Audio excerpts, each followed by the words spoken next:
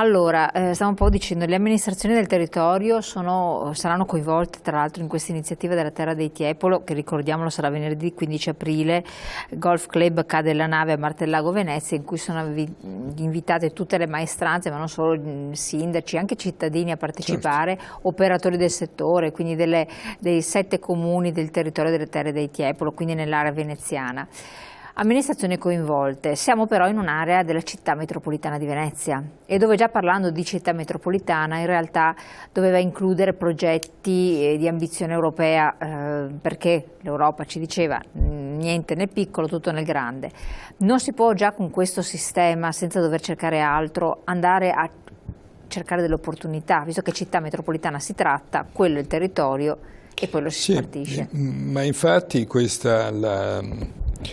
il fatto di stare dentro la città metropolitana può essere un'opportunità per questo territorio.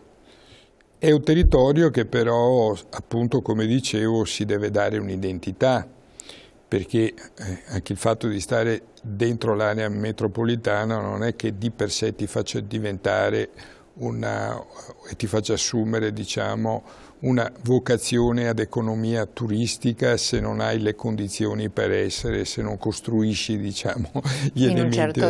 Quindi questa fase deve essere proprio una fase di consolidamento e costruzione di un'identità turistica di questa grande area.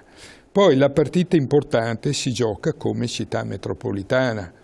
Poi è la città metropolitana che deve avere la capacità di promuovere una grande area, che è quella appunto della ex provincia di Venezia, con tutti i valori che ha, da Venezia, città antica, litorale, a queste parti di turismo meno maturo. Se c'è questa capacità nella missione che ha la città metropolitana, che è molto semplice nella sua definizione, e cioè favorire la crescita economica e lo sviluppo dell'area metropolitana, tutto questo non si può fare a prescindere dal settore turismo. E nel momento in cui parliamo di turismo, evidentemente dobbiamo mettere dentro tutto quello che c'è e tutto quello che è in fase di costruzione, che può essere valorizzato, e cioè dobbiamo avere molta attenzione nei confronti di quei territori che si stanno adoperando per assumere questa identità e questa vocazione di economia turistica. Un manager, siccome lei parla appunto di gestione unitaria, di valutazione unitaria, di un certo modo anche un certo tipo di intervento, lo lasciamo alle amministrazioni locali e ognuno fa di testa propria, poi magari non ha la cultura, non ha la preparazione, non fa un intervento, un altro, invece magari un manager preparato per riuscire a fare interventi di questo tipo sovracomunali, quindi che riguardano più comuni, in un'ottica unitaria, con una progettualità, potrebbe forse risolvere dei problemi. È ipotizzabile, è previsto, perché questo discorso del manager è previsto in progetti europei, di portata europea, e c'è in Europa peraltro. City manager famosi. Che servano delle figure professionali è indubbio. Queste sono la conseguenza di scelte che devono essere politiche e quindi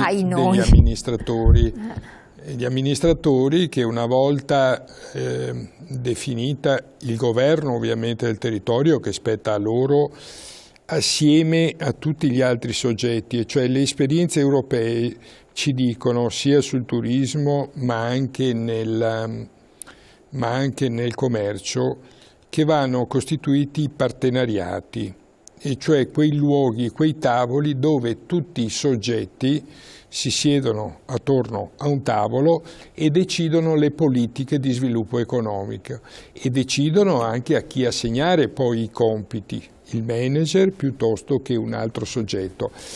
Tenga conto che sulla questione del manager o di altro soggetto, già oggi la legge regionale prevede che all'interno degli organismi di destinazione, cioè quelli che oggi si possono costituire solo se si ha 1 milione di presenze turistiche, okay, poi questo viene costituito da un tavolo di partenariato, quindi soggetti pubblici e soggetti privati che decidono le politiche di promozione e di sviluppo turistico di quel territorio.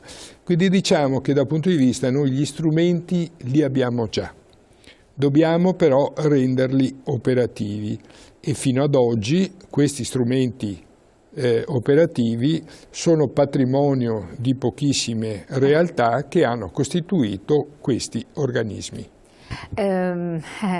Quindi non è tanto, cioè non è immediata la cosa, non è neanche semplice tra l'altro. Non è né immediata né semplice. Però se non si comincia a lavorarci subito non si riesce neanche a far nulla, questo è un altro dato importante. Per l'attrattività del territorio, un elemento importante per i turisti anche esteri, poi tra l'altro, è la diversa fruibilità, quindi bicicletta, percorsi ciclabili, attività anche sportive che possano riguardare l'utilizzo di queste zone, anziché sempre arrivare in macchina, fermarsi 2 passi e finire là. È ipotizzabile anche questo? Qui abbiamo un problema in parte risolto dell'accessibilità di quest'area, però diciamo che da un punto di vista dell'arrivo in automobile con il passante abbiamo risolto i problemi. Abbiamo l'aeroporto vicino, abbiamo il porto. Cioè noi siamo in una posizione che è già agevolata da questo, quindi questo è un problema invidiabile, non so se ce ne sono altre così, diciamo, strategiche come questa. No? Percorsi ciclabili di collegamento? Piste ciclabili, il problema è un po' che questo rientra un po' nella narrazione delle nostre realtà, e cioè che le piste ciclabili ogni comune le progetta per sé, uno arriva lì, l'altro ne fa un'altra, arriva da un'altra parte e manca il pezzettino di collegamento. Però da questo punto di vista devo dire che nell'area delle Terre del Tiepolo ci sono delle piste ciclabili che hanno una loro continuità, quindi già oggi sono in grado di offrire un'offerta da questo punto di vista interessantissima, dove si può fruire e girare tutta l'area delle Terre del Tiepolo e anche collegarsi con la riviera del Brenta. Questo è già un aspetto importante, certo. Perché poi è attrattivo per un certo tipo di turismo, che magari può essere quello slow, che si interessa a questo tipo anche di opere che poi si possono trovare all'interno di questi territori. Stiamo correndo verso la fine, proprio 2 minuti da dedicare alla situazione economica del settore commercio, visto che lei rappresenta la categoria. Come sta andando, tirando un po' le somme di un anno 2015 e vedendo le proiezioni adesso di quest'anno? Dunque, è stato un anno ancora molto difficile. I primi dati 2016 a cui accennavo prima sono allarmanti. I primi dati 2016 sono allarmanti. Sono per i saldi di chiusure e aperture. No? Io ho una convinzione, perché dopo tanti anni di pessimismo molto realistico, sono ottimista e sono speranzoso. Cioè, penso che abbiamo toccato il fondo, questa volta sì. Anche perché tutte le riforme, le politiche di riforma che si stanno attuando a livello governativo, secondo me vanno nella direzione di una crescita. Richiedono del tempo, perché per legge non si costruiscono il giorno dopo né posti di lavoro né economie, ci vuole il tempo. E io credo che da una parte le riforme che sono state attuate, dall'altra parte un rinnovato clima di fiducia però che c'è, sia da parte delle imprese che dei consumatori, ci possano far pensare che il 2016 sarà un anno di avvio a una ripresa, anche se molto lenta. Quindi ci dovrebbero essere segnali positivi a questo punto? Sì, i segnali sono positivi, anche quelli di previsione del prodotto interno lordo, del clima di fiducia e dei consumi.